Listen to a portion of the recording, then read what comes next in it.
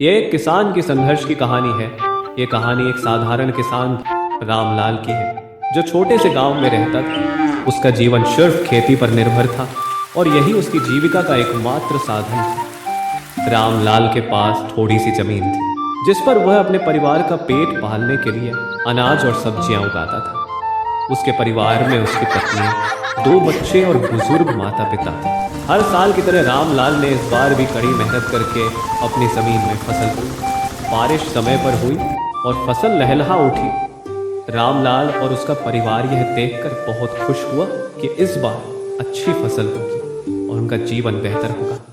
लेकिन किस्मत ने कुछ और ही ठान रखा था। फसल कटने के समय अचानक मौसम ने करवट ली। भारी बारिश, उसकी आंखों के सामने उसकी महीनों की मेहनत बर्बाद हो गई। ये नज़ारा रामलाल के लिए दिल दहलाने वाला था। उसने सोचा था कि इस फसल से उसे अच्छा मुनाफा होगा, लेकिन अब उसका परिवार कर्ज के बोझ तले दब गया था। फसल के नुकसान के बाद रामलाल ने स्थानीय बैंक से कर्ज लिया था, लेकिन अगली फसल भी उतनी अच्छी नहीं हुई।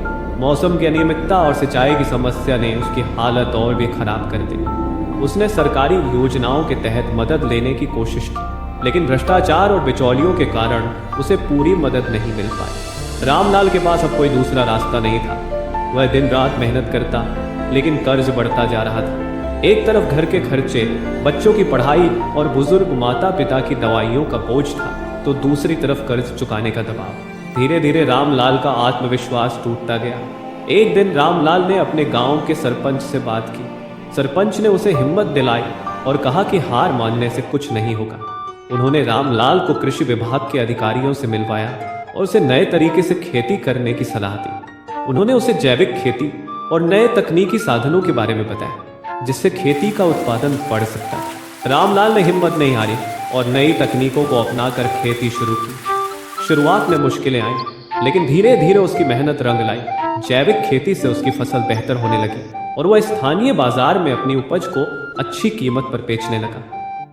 उसकी आर्थिक स्थिति में सुधार होने लगा और धीरे धीरे उसने अपना कर्ज भी चुका दिया।